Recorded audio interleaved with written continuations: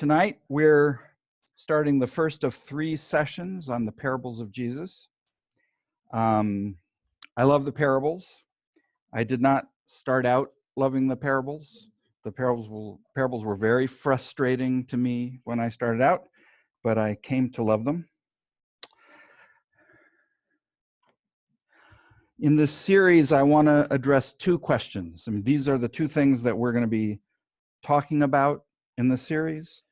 What do the parables say, and how do they say it? That second question is a very interesting question to me.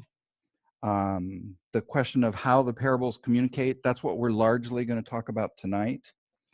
The fact is that since the day Jesus spoke them, people have argued about what they mean. That's been true throughout the history of the church. That's true today. I wrote for my master's thesis a paper on 2 parables when I was going to Reformed Theological Seminary. And so I looked at a lot of books and a lot of commentaries on those parables. And I can tell you that people were coming from all kinds of different places and trying to understand what they said. When I first became a Christian, I did not get Jesus at all. I was a Christian. That means that you're a follower of Jesus Christ. That's where the word comes from. I don't know if you knew that, but you're a follower of Christ. But I couldn't make much sense out of anything he said.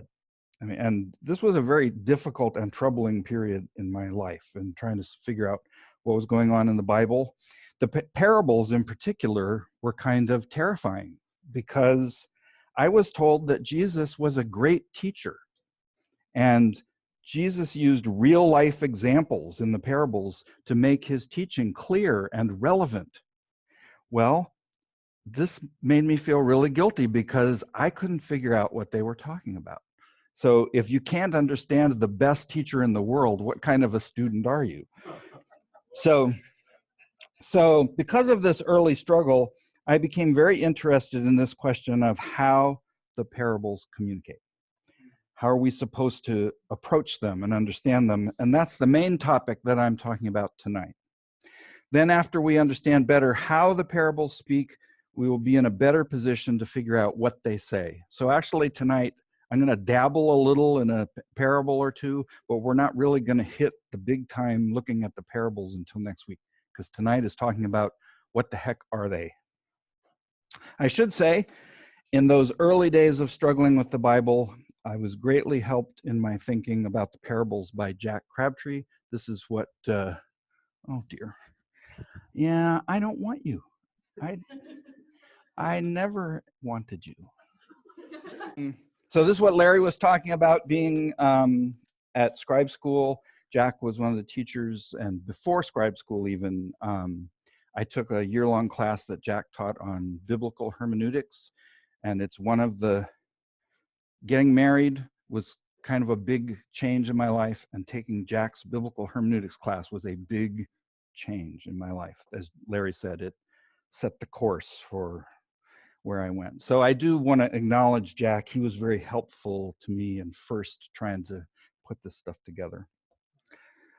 Okay, so tonight we're going to be looking at that second question largely. So we want to deal with the problem. How do the parables communicate? The problem is that in a parable, Jesus talks about A, B, and C, but he is really interested in X, Y, and Z. So how do you get from A, B, and C to X, Y, and Z? That's the thing that everybody debates.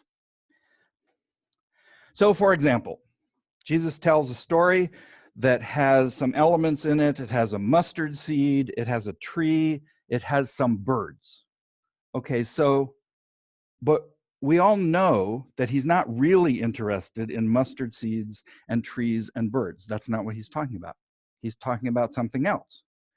But even today, people don't agree as to what it is exactly he's talking about and what those things are doing there. I know people who would argue that the birds are like the central, most important thing in that parable. And then there would be others who would say, no, they don't, they're really kind of irrelevant. I mean, they have one tiny little function in this story and that's all. Well, that's pretty big between they're the whole point and they're very much beside the point. That's a lot of disagreement about how to approach it. So how do you resolve that? How do you decide which way am I supposed to go with this stuff?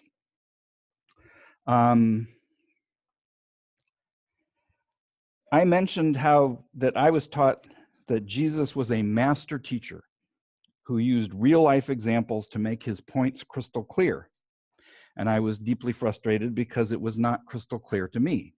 So I was encouraged later on to discover statements like this in the Bible. At one point, the disciples come to Jesus and say, "Why do you speak to them in parables?" And when you look at the nature of Jesus' response, which is actually quite shocking, it's clear what they're asking. They're saying, why are you speaking to them in a way that is so hard to understand? Why don't you just say what you mean? Why don't you, if you want to tell them about X, Y, and Z, why don't you just talk about X, Y, and Z? Why are you telling this story about A, B, and C? They don't come to Jesus saying, what we like about your teaching is the way you use real life examples to make your point crystal clear. What they do is they complain. Why don't you just say what you mean? So I agree with them. Sometimes it is hard to figure out what the point of a parable is. And that, in fact, is what we should think about the parables. They are intended to be challenging. They are intended to make you think. So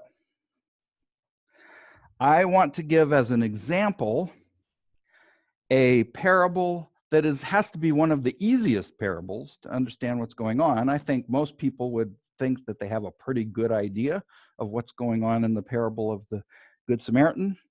But there was a very common way of understanding what the parable of the Good Samaritan is about that basically lasted through the first 1,500 years of the church. I mean, up until the time of the Reformation, there was a very common way of understanding what this parable was about that is probably not what you think it's about, if you're familiar with this parable at all.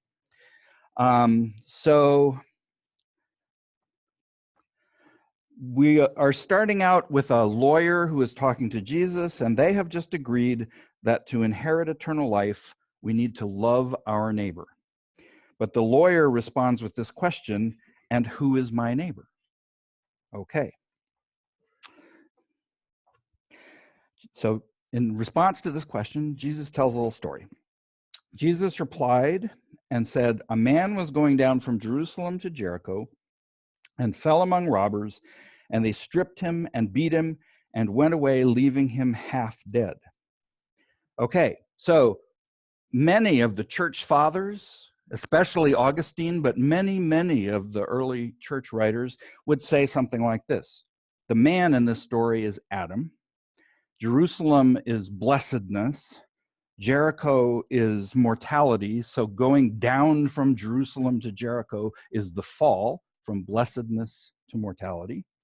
The robbers are the devil and his angels, and he's half dead, which means he's spiritually half dead and half alive.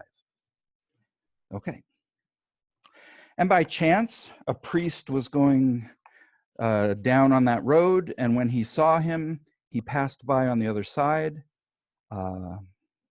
Okay. Likewise, a Levite also, when he came to the place and saw him, passed by on the other side.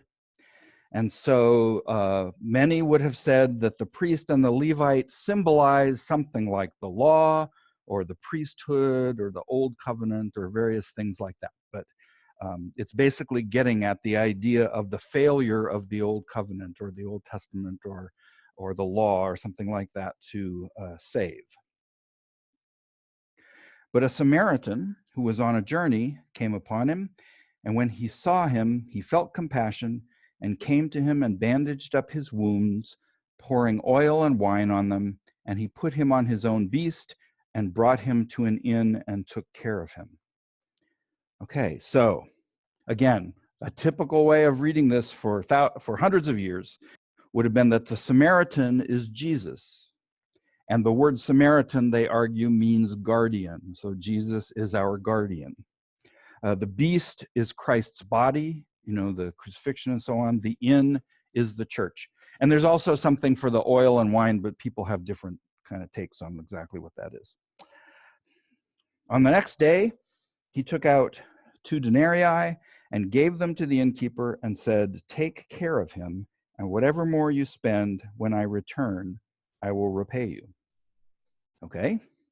So, very common way of reading this was the 2 denarii symbolize one of the big twos, the Father and the Son, maybe, or the 2 great commandments, or there are various twos that people propose that what the 2 denarii represent. And Augustine proposes that perhaps the innkeeper is the Apostle Paul. Okay, so this was a common way of understanding this parable up until the time of the Reformation. You see Luther and Calvin all of a sudden saying, this is a really weird way to read the Bible. I don't think that's what's going on with this. Calvin argued strongly against this way of dealing with this parable, for example, because Calvin, remember, was arguing for what we call now total depravity. Okay, we are spiritually totally incapable of saving ourselves, arriving at faith or anything fundamentally good. We need God to intervene. But his opponents argued from this parable that Adam was only half dead. He was half spiritually dead, but half spiritually alive. So that meant that total depravity was not a biblical idea because Jesus said we're only half dead, not entirely dead. Okay, well, you can see, now serious theological arguing is going on about what the message of this parable is. So what I want to argue tonight is that the key to resolving all this stuff depends on differentiating between an allegory versus an analogy. And this is my language. I have to be really clear about that. If you read somebody who talks about the parables and uses the word allegory, there's a very good chance that they don't mean what I mean by it. So I have to explain to you how I'm doing this. Because most modern students of the parables would say today, so yeah, Augustine, he kind of was missing the point there. And here's the problem with Augustine's approach. He is interpreting the parable allegorically. I actually agree with this statement. That is the problem with Augustine's approach. He is interpreting the parable allegorically. However, I don't exactly mean the same thing that people often mean when they say that. So that's what I want to be really clear about tonight. You can use words however you want to. I just want you to understand what I'm saying when we're talking about this, because this is very important. It may seem very abstract and sort of literary analysis and stuff, but this is at the heart of understanding what the parables are doing from my perspective. Again, go away. Why? Okay, well, so, yeah. Oh, well.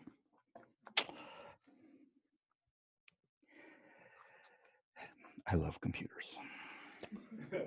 Okay, so the typical commentator would say an allegory means it has multiple points of connection between the story and the reality. So that's why what Augustine is doing is an allegory, because we have all these points. The man is Adam, the Samaritan is Jesus, the inn is the church, and so on.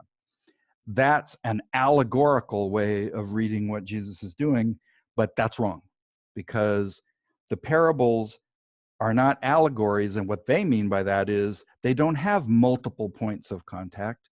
There's just one main connection, one point that's being made that is connecting the story with the theological reality that Jesus is talking about.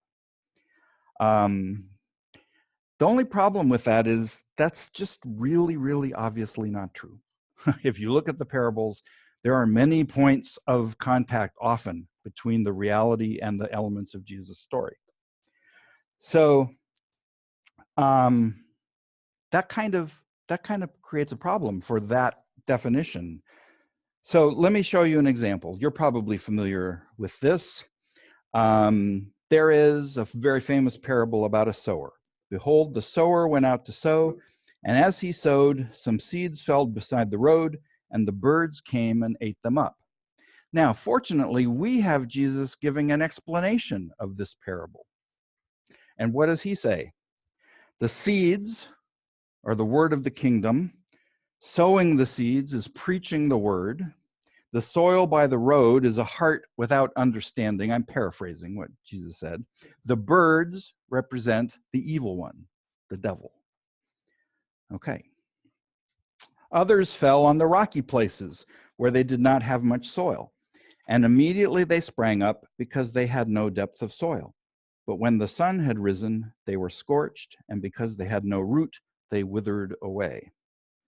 Okay, so the rocky soil, that's a heart with a weak faith.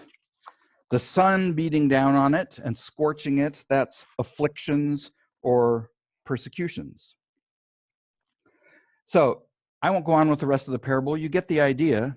As we go through this parable, Jesus gives an explanation that sounds an awful lot like the way Augustine explains the parable of the Good Samaritan.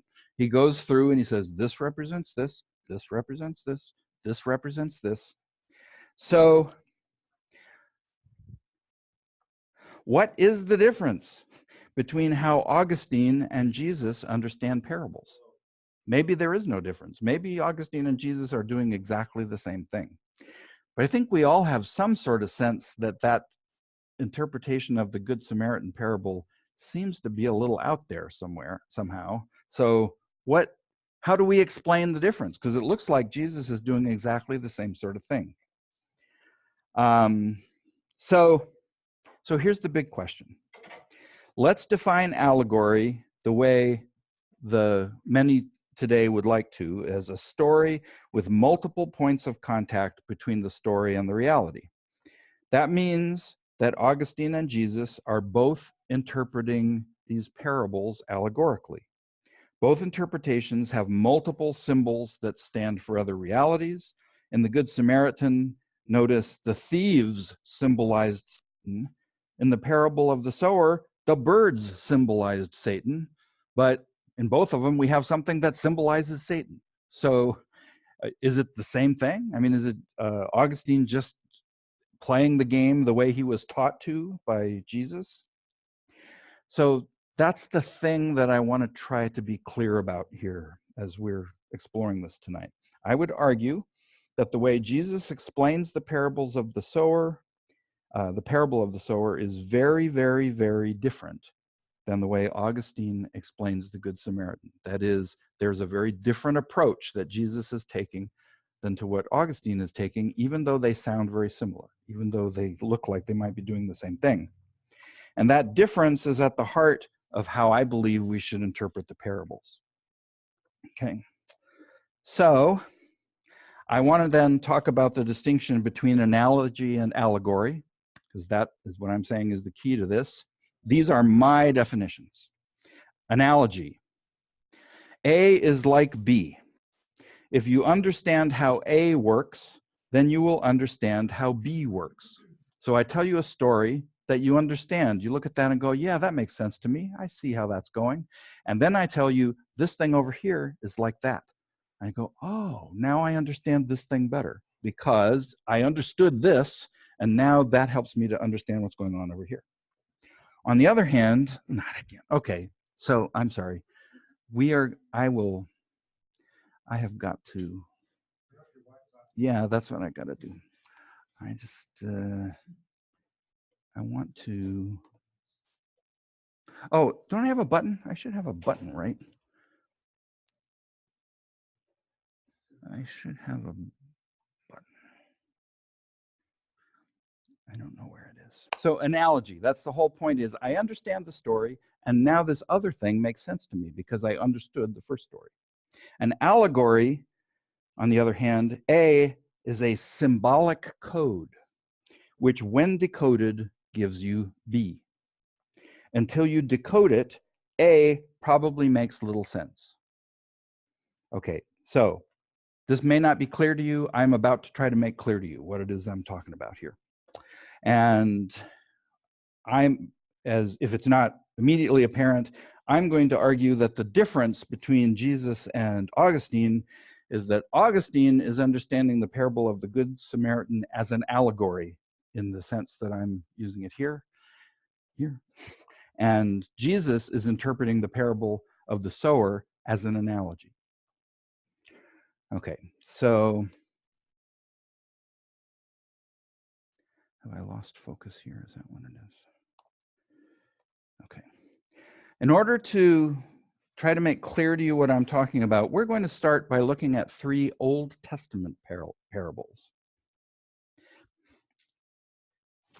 We're going to start with Ezekiel 17. The eagles and the vine is what I've called it. So this is in Ezekiel 17. Ezekiel was a prophet of Judah who was sent into captivity in Babylon. It starts out in 17, "Now the word of the Lord came to me, saying, Son of man, propound a riddle and speak a parable to the house of Israel." So here it is, saying, "Thus says the Lord God, a great eagle with great wings, long pinions, and a full plumage of many colors came to Lebanon and took away the top of the cedar. He plucked off the topmost of its young twigs and brought it to a land of merchants. He set it in a city of traders." Okay, now we actually have an explanation later on in the chapter of what this parable is doing, and I'm filling in a few historical details here. But basically, this little story, the eagle that is being talked about here is Nebuchadnezzar II, the great king of Babylon. He came to Lebanon and took the topmost twig off the tree. That is King Jehoiakim. Jehoiakim was 18 years old. He had been king for 3 months. And Nebuchadnezzar comes in and captures him, took him to a land of merchants. That is, took him to Babylon. Okay, notice right there, if you think about it, this is not an analogy. This is not an appeal to everyday experience. It is not saying, you know how it is when an eagle plucks a twig and takes it to a land of merchants? You know how it works when that happens? That's what I'm saying is happening here. It is a symbolic code. You have to plug in who's the eagle, who's the twig, and what's the land of merchants, and then you end up with Nebuchadnezzar captured young King Jehoiakim and took him to Babylon. That's how this is communicating. He also took some of the seed of the land and planted it in fertile soil. He placed it beside abundant waters. He set it like a willow. Okay.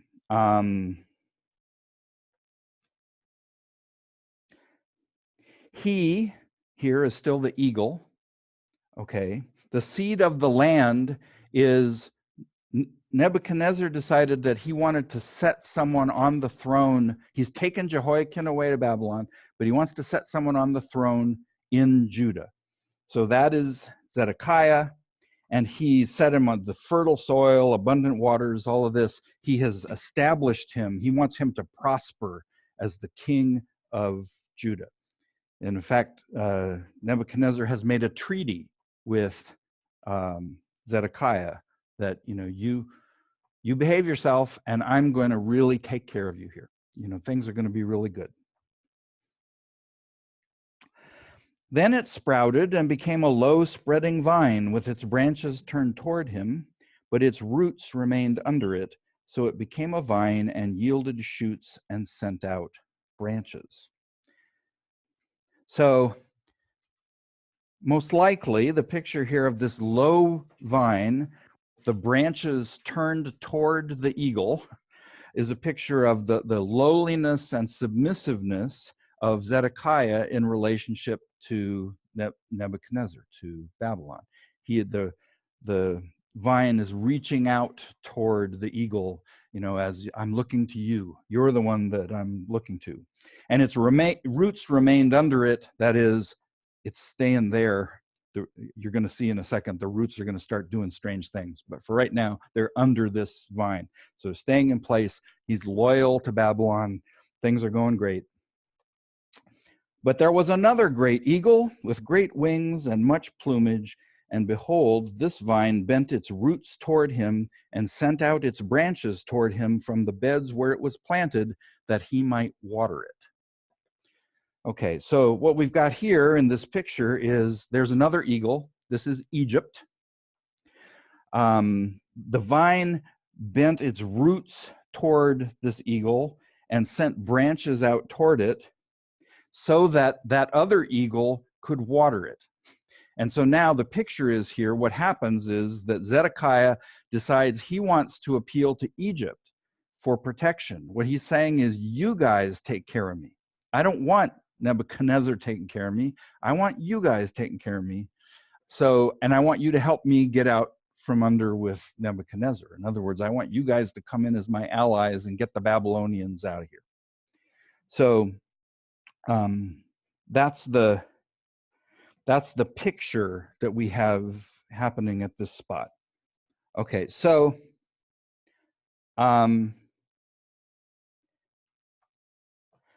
analogy or allegory in the terms that I'm using.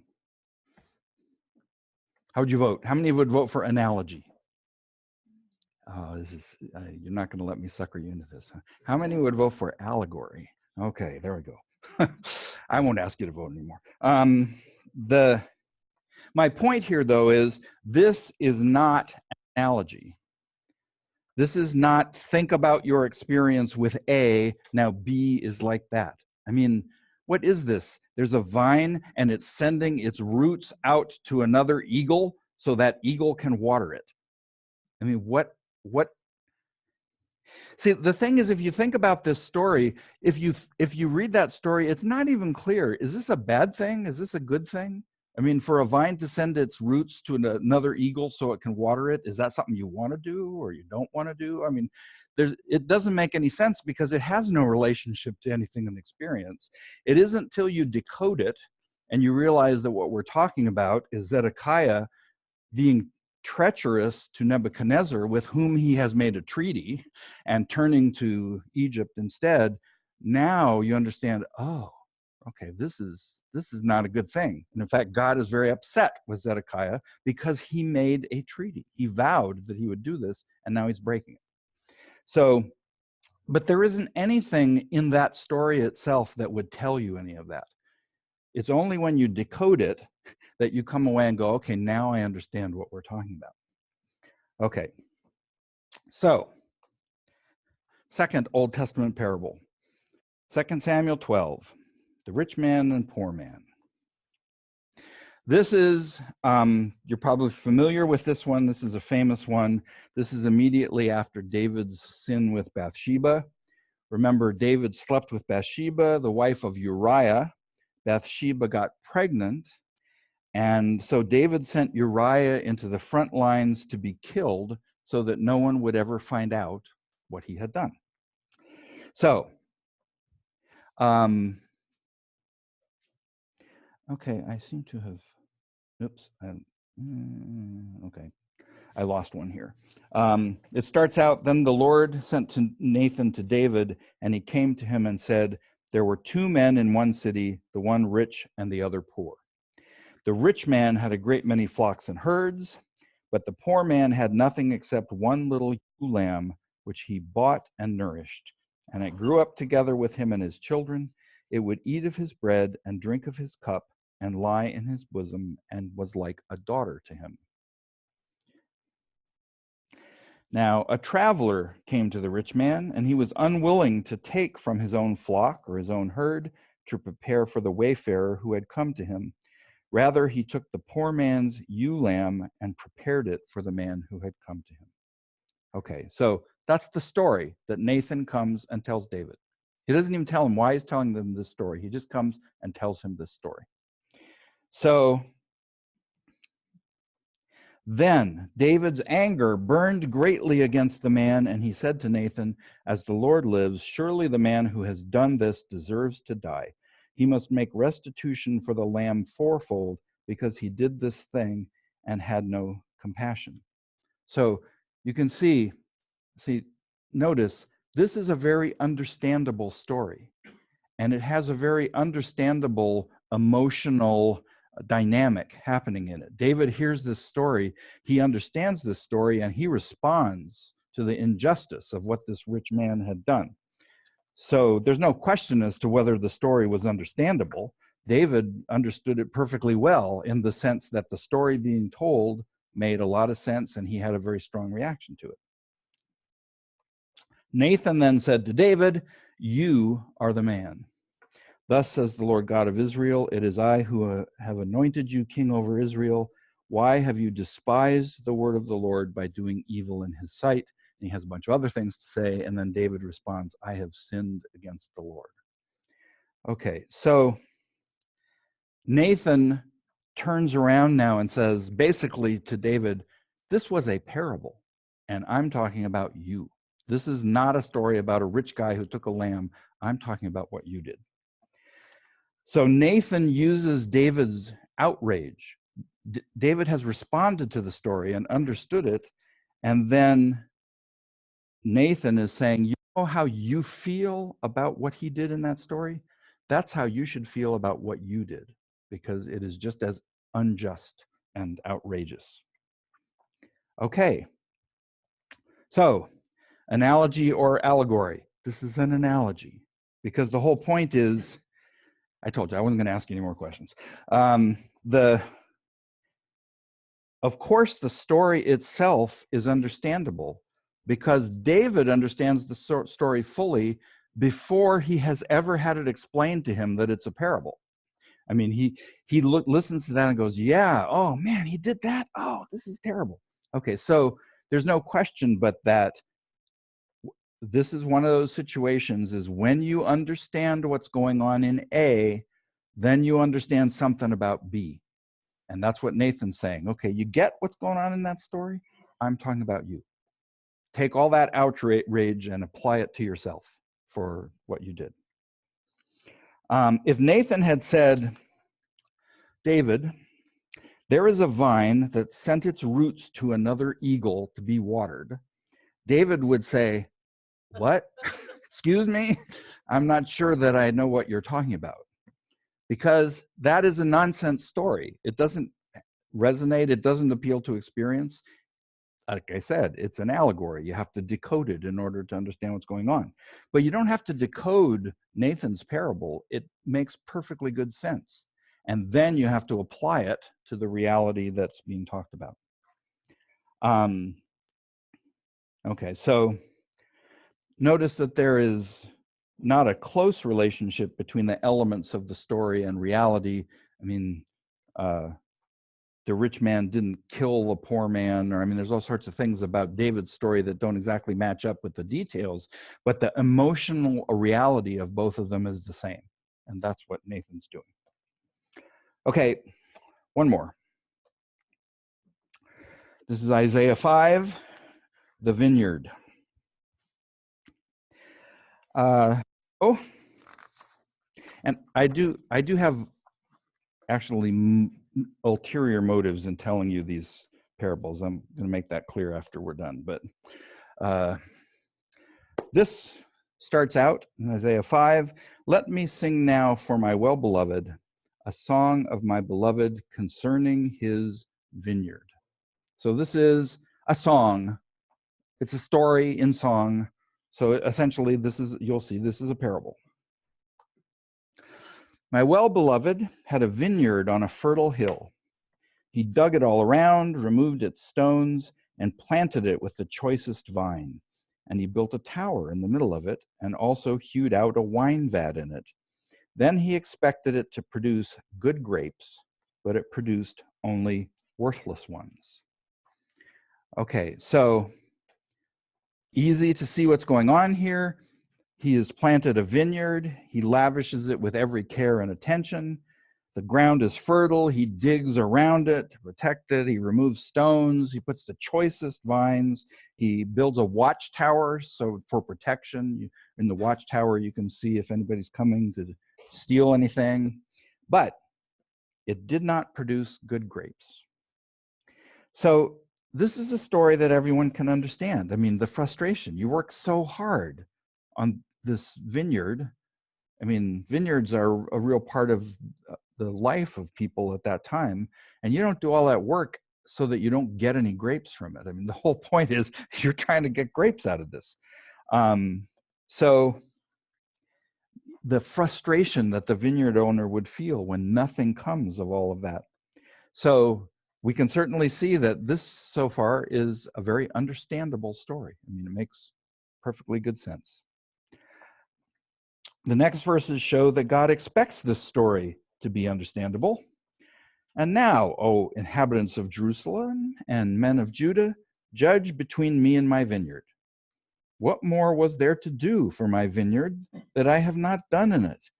Why, when I expected it to produce good grapes, did it produce worthless ones? I mean, he said, you just heard my story, right? I did everything. The best vines, protection, fertile ground. I mean, I'm knocking myself out for this vineyard, and yet I'm not getting anything. So wouldn't you agree with me? This is a worthless vineyard I got here. I put all this effort into it and got nothing.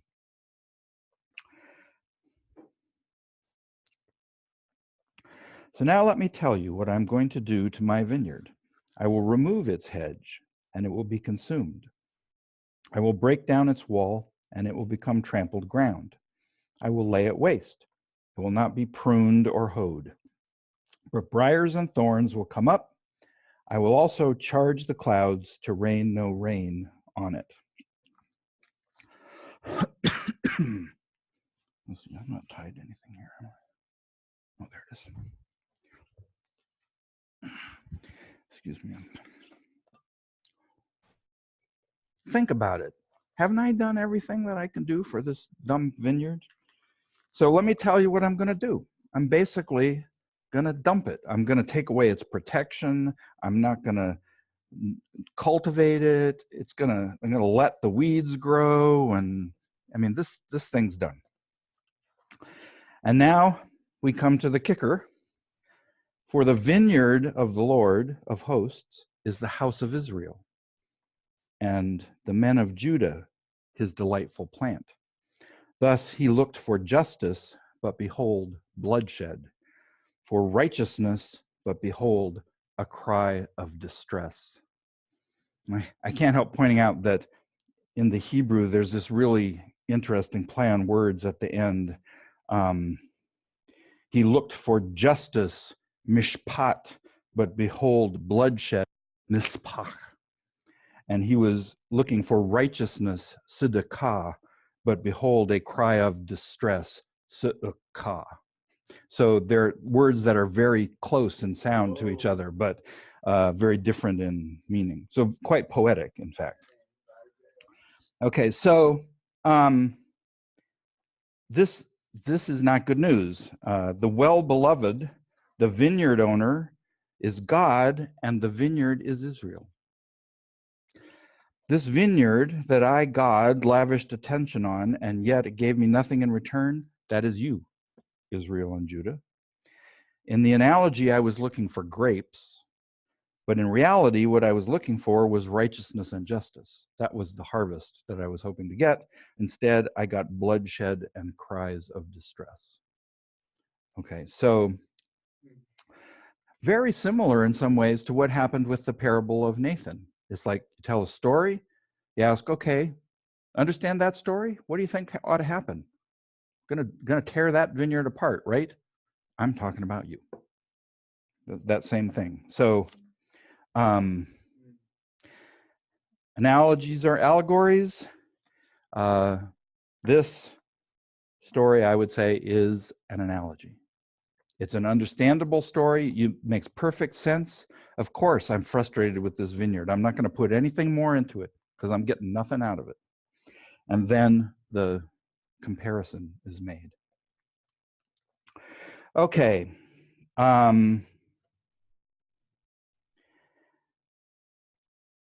My purpose in showing you these Old Testament parables has been to make as clear as I can the distinction between allegory and analogy. I hope it's clear.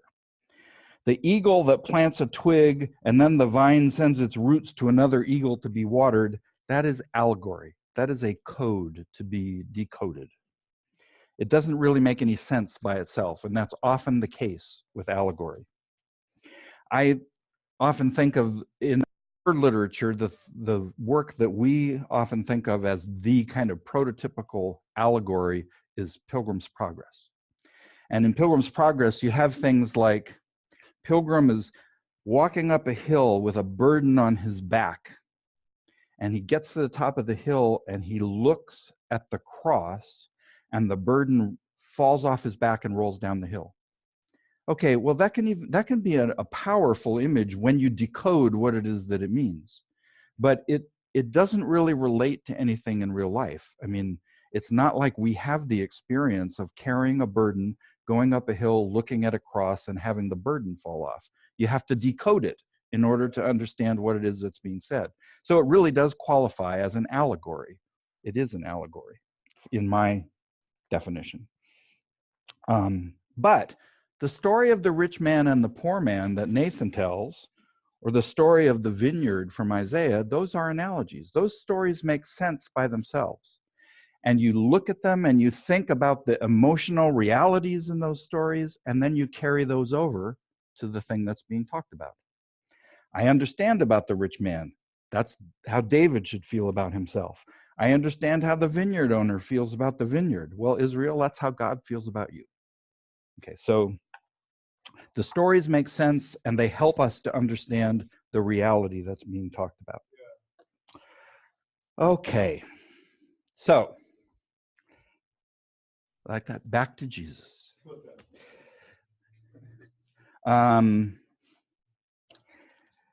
As we are about to turn back to the parables of Jesus now, I have one I want to look at with you, and then we'll finish up.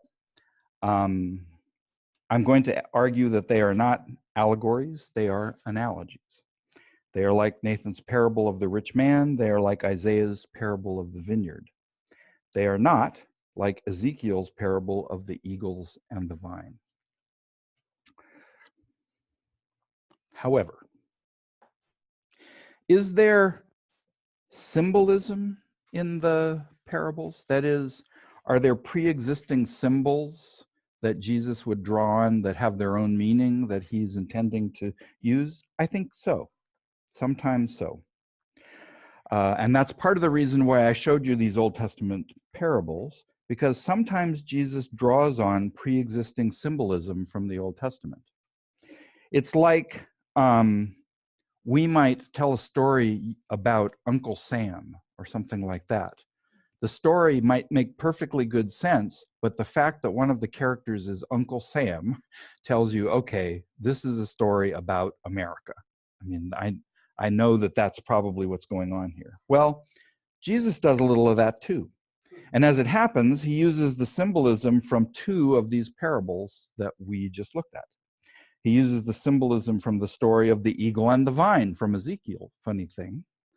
And he uses the symbolism of the vineyard from Isaiah.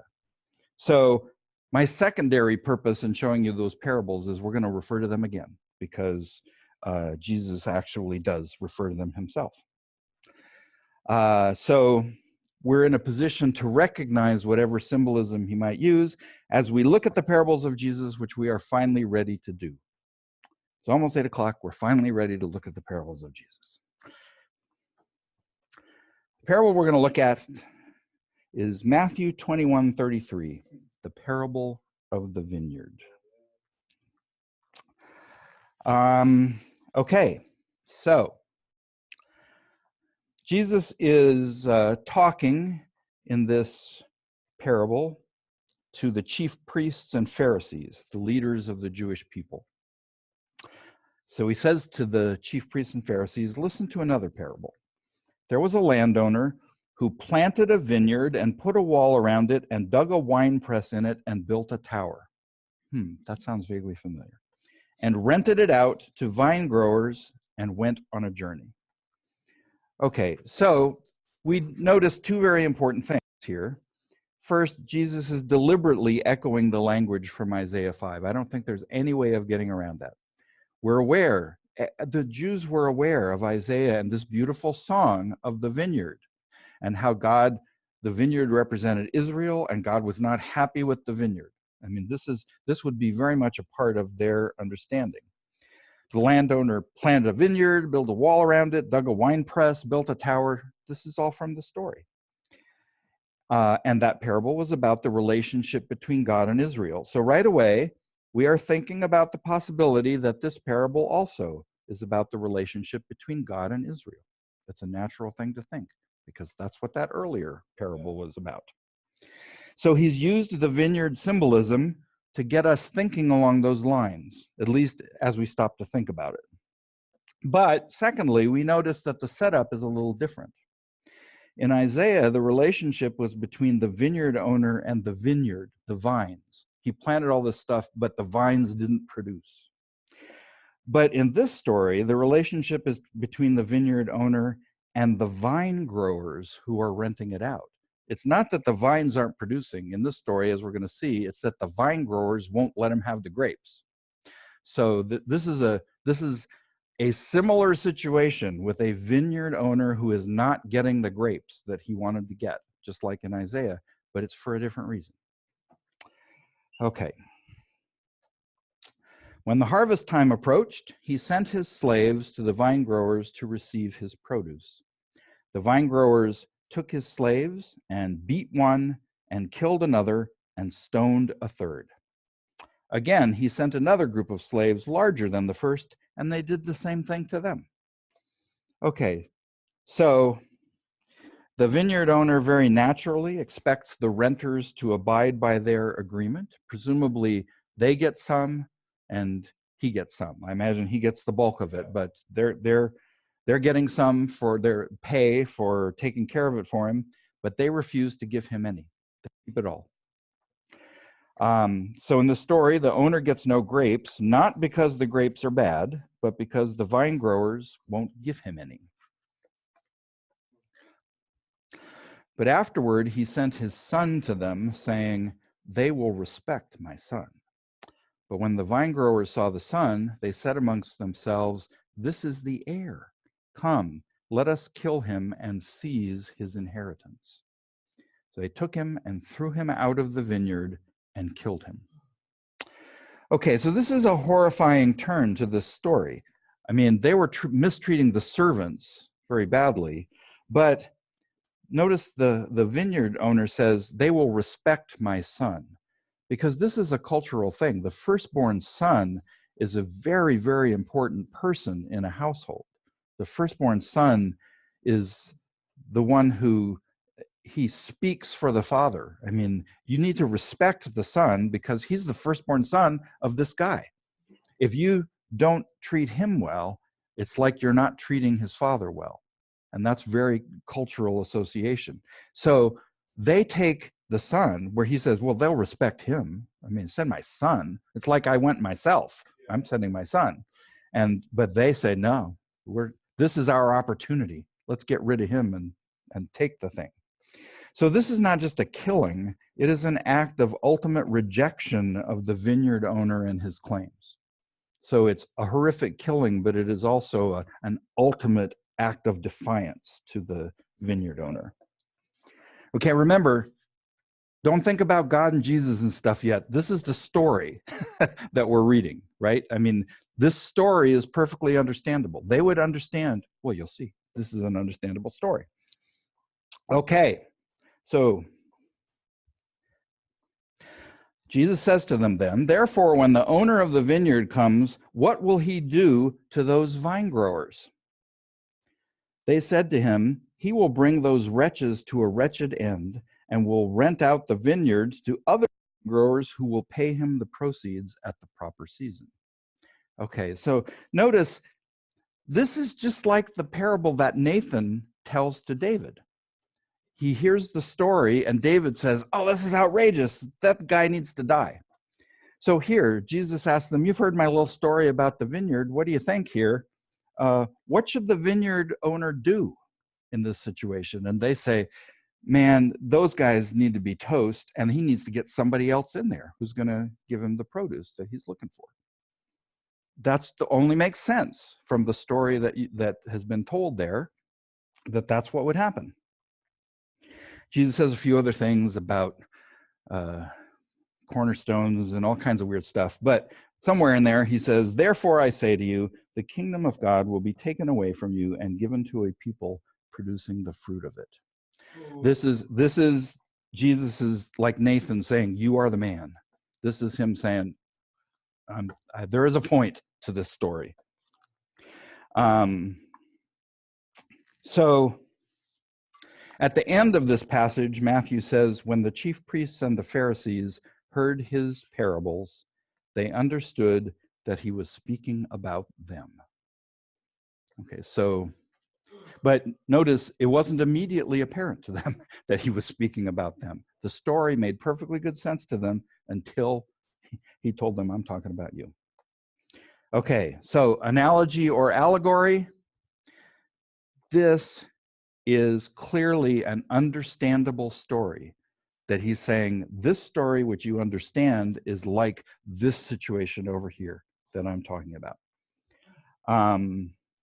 Okay, but now let's think about some of the qualifying, the characteristics of what we've seen. Is there symbolism in it? Yes.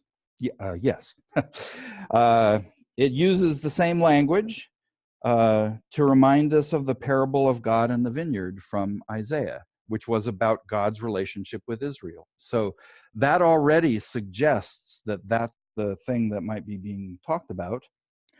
But the relationship between that other parable also helps us to highlight the difference between them, because it's not the vines that aren't producing grapes, it is the keepers of the vine that are keeping the grapes from getting to the vineyard owner.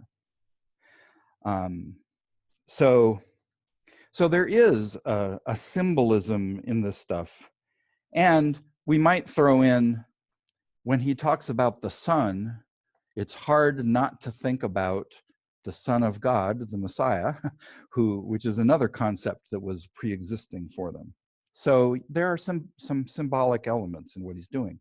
Are there multiple points of contact between the story and the reality?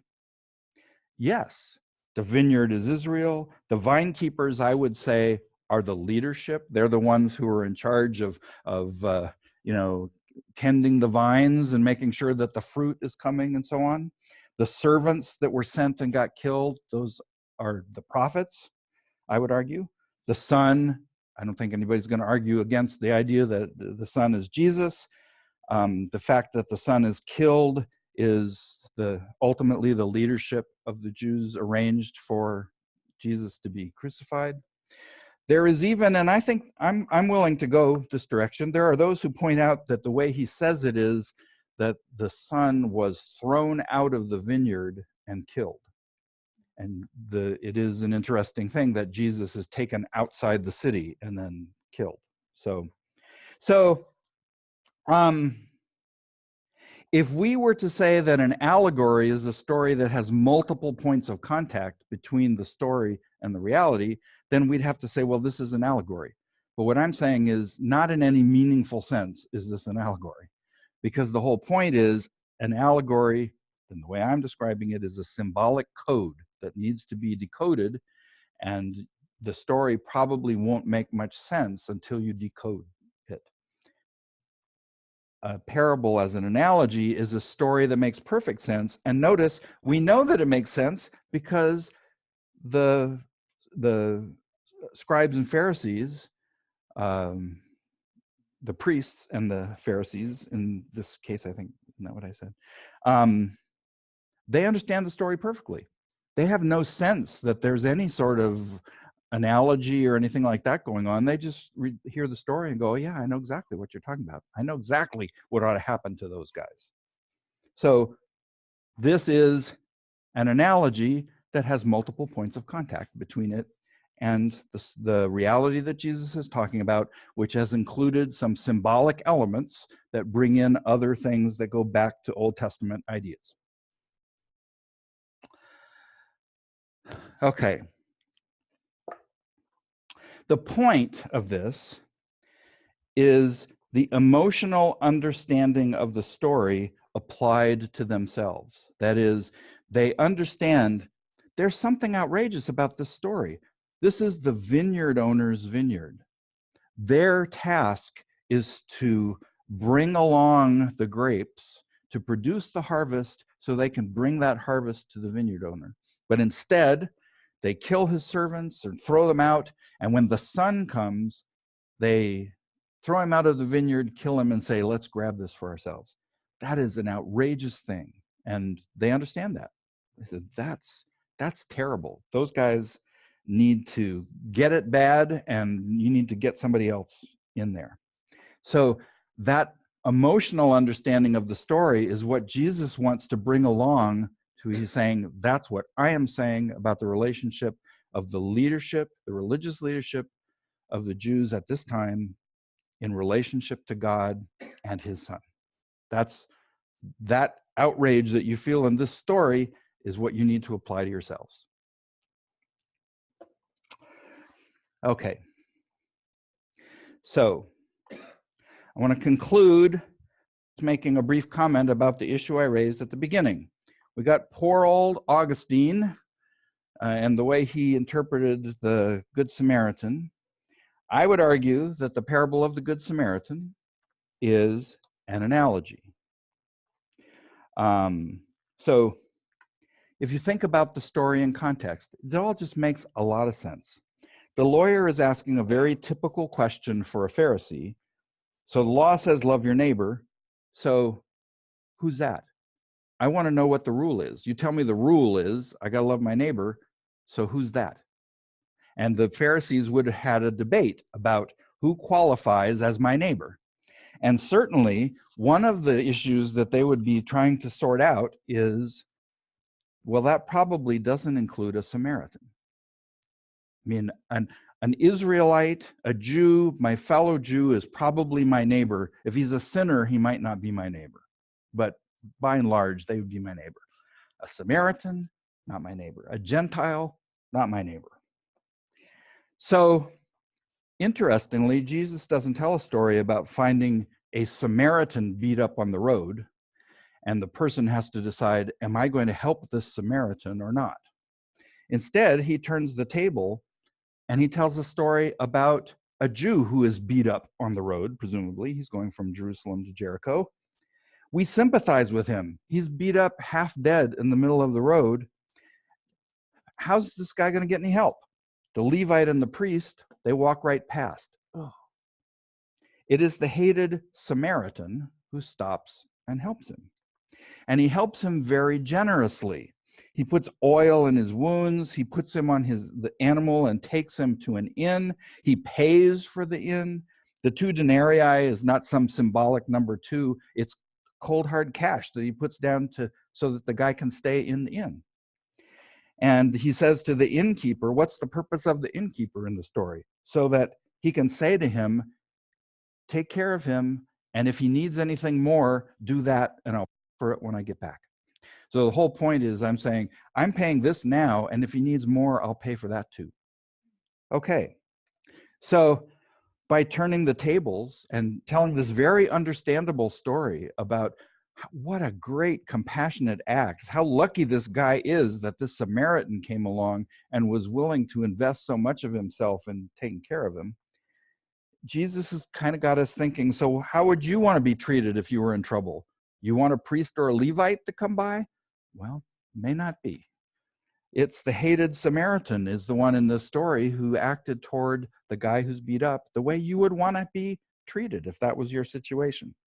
So that's how you should treat everybody. Whatever you think you would like to have happened to that guy who's beat up there in the road, that's what you should do.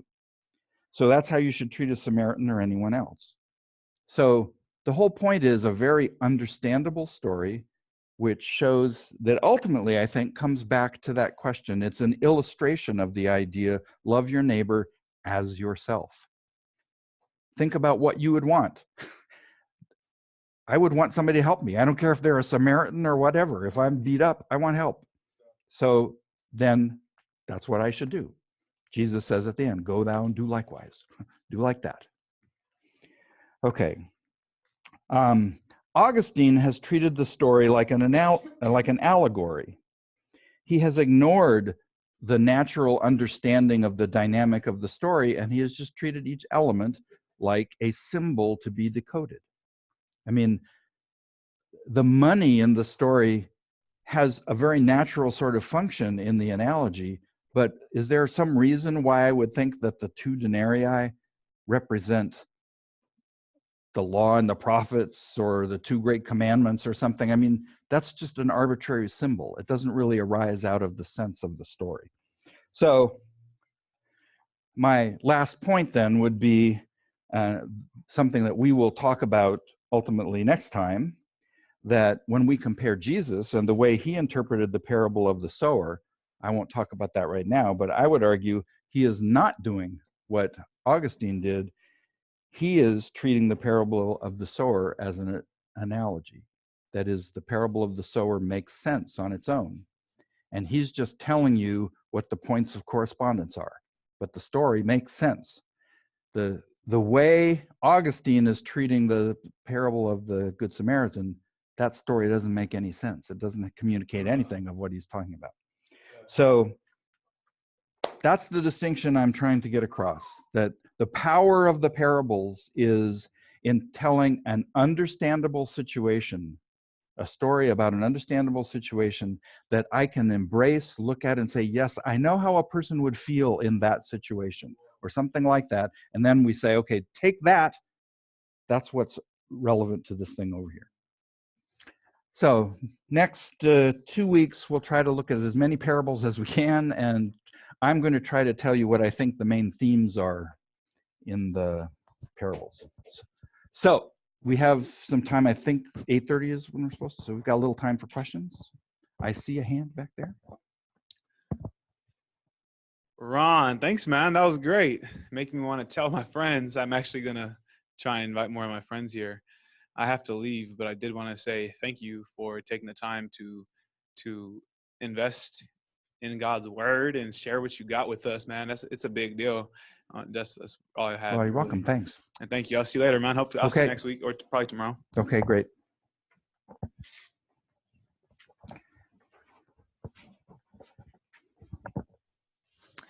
Thanks, Hello. Ron. Hi. I have a question about the Vineyard parable and maybe some more thoughts. Which one? The Old Testament one or the Sorry, New Testament? Jesus's parable about the vineyard. When he raises, what do you think, if you could talk a little bit more about why you think he alludes to the Old Testament parable? Since he changes it, does the change that he makes sort of make it a new thing? Or, I mean, it does. It seems like it makes it kind of a new thing, but is there any sort of tie into the old one, or has it become a new story and the only point of contact is we're talking about Israel at some level? Does my question make sense? Oh, no, that's great. Yeah, what I was trying to say is that I think it's not just that it was about Israel, that is, it is a story about how a vineyard owner looking to get the produce from the vineyard and is ultimately disappointed that that's not happening. And so there is an appropriate response to what's happening there. And that story is about the relationship between God, the vineyard owner, and Israel. So I think that part of it is carried over as we look at this and kind of think, it would make sense that this would be a story about the relationship between God and Israel that is talking about how there is something that he was looking for but did not get, and there is some sort of a judgment response. I mean, that's a powerful parable of judgment in Isaiah. I mean, that God has lavished all this attention on you and gotten nothing. So there is judgment coming. This vineyard is going to be torn down. Okay, that being the case, then I'm saying when I look at the story, it's not that the vineyard, the vines are not producing. There is a new element that has been added. It is the vineyard keepers. It is the ones who are in charge of tending and taking care of the vines that are not giving to the owner his produce. And this, because we have people in that spot, we are allowed then, he has made it possible to introduce specifics. It's not just that they don't give the produce to the guy, but they kill his servants, and they reject his servants, and they kill his son. So that makes it possible now.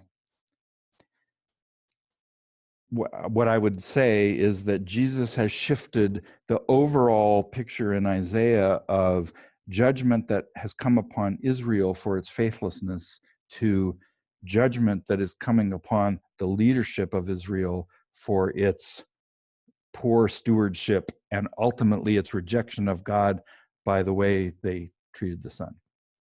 That makes a lot of sense.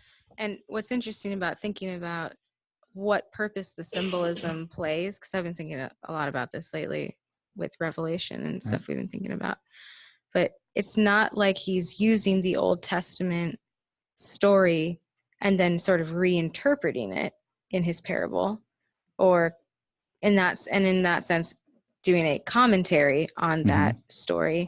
He's just using a shared plot in a certain sense, a shared theme, perhaps. I don't know exactly what the right word would be, but something that is going to evoke the right set of, here's the kind of thing I'm talking about, without saying I'm exactly talking about exactly what happened in Isaiah 5 and making my own additional comments about the specifics of how that played out or something like that.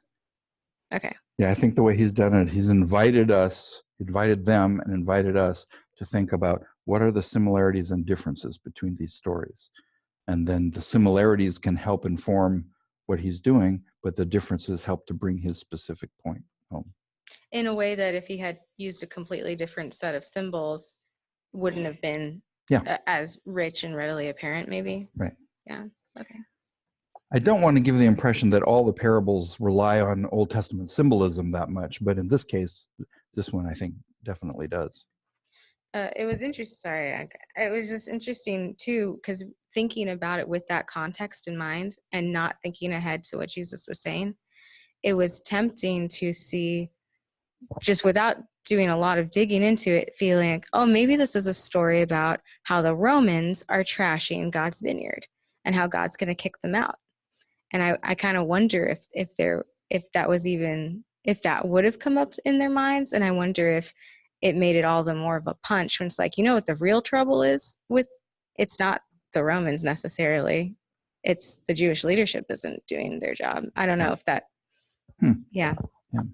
Well, for whatever reason, the associations with the vineyard don't seem to have brought to mind to the priests and the Pharisees that he's talking to the idea that this is a story about the relationship between God and Israel.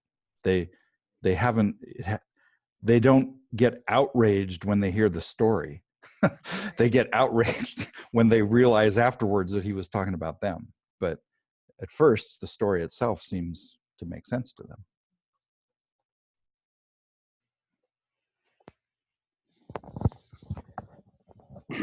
You started off by saying that for 1,500 years, the first parable you talked about with Augustine, that the church, or that it was common to interpret it that way. And maybe you could tell us a little bit more about how for 1,500 years there was in a hermeneutic, or I don't know what the right word is, to interpret parables in this way, and why it took the Reformation to change that. And is this very similar, is it in the same camp as what I've heard in hermeneutics, the spiritualization of meanings of Scripture rather than the plain, common sense meaning of the text? Yeah. It occurs to me to put in a plug at this point. The coming Summer Institute this summer is about the question of kind of, can we understand what the Bible is saying? I think the title I'm going to give it is, are we all reading the same Bible? But one of the sessions is going to be, the readings are going to be a variety of readings from the early church and the Reformation about probably this parable, that parable of the Good Samaritan, looking at the way people actually wrote about it and talked about it. And then there will be a lecture afterwards about the impact of the Reformation on the way we thought about how the Bible is communicating. So Summer Institute is going to have a whole session that is going to deal with your question. So just to let you know. We had you in mind from the beginning, Bob. Now, I had so much to talk about. There's something that I should have mentioned in fairness to these guys, certainly in fairness to Augustine, and that will be apparent when we do those readings in the Summer Institute, is that Augustine believed in multiple layers of meaning. So he also believed that the parable of the Good Samaritan was teaching that you ought to love your neighbor. I mean, he knew that it was talking about that. It wasn't that he denied that. He didn't look at that and say, oh no, that's not what it's talking about. It's talking about the fall of Adam. But he was quite comfortable in saying, well, yeah, on one level, it's a story about how you ought to love your neighbor, but on another level, it has this allegorical interpretation that is over the top of it. And that was very common. A lot of it has to do with, I mean, it's hard for me to get into the mindset of where different cultures have been as they've gone along dealing with how do we know things, how do we learn things, how do we deal with authorities and how they speak to us. I mean, there's all kinds of different things that happen. And the Reformation really was a time when, you know, we talk about, I mean, I'm sure you're all familiar with the idea of the growth of a humanistic mindset around this time. But part of that means that there started to be an interest in, not just in the Bible, but in everything, like in a text. I mean, we can treat a text as sort of this source of stories and ideas and spiritual pictures and stuff, and we can get a lot out of that. We can really run with that. But you know, there was an actual person who was speaking, and he had something in mind. And maybe as we're starting to think more about, you know, human beings and how they live and stuff, maybe we should be paying more attention to, like, what was that person trying to say? So there's kind of cultural shifts that come along that make it so that we start to think in what I think was real appropriate way is to, you know, this is Jesus after all. The issue of what he meant to say is probably pretty relevant to us. But yeah, there were a whole variety of ways to think about approaching texts.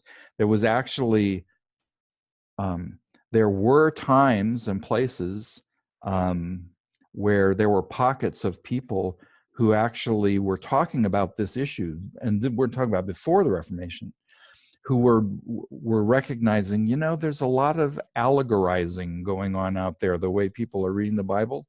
And they were sort of pushing at an earlier date for, you know, we probably ought to be paying more attention to, like, the actual intention and, historically speaking, what was this actually talking about? And that. So it's been a debate. I mean, I gave a very simplistic picture, but it is true. I mean, that interpretation that I spelled out there is not some weird thing that happened off in some little corner. This is like regular stuff that regular people were saying quite regularly. So it is interesting that those, and from my perspective, as I don't know a lot about all of the different flavors of Christianity in the world, but as I have looked around, there are still strands of Christianity today who interpret the parables allegorically. They think that's the way they need to be interpreted. So it's still a debate. It's still a live issue for some people as to how we understand what these parables are saying.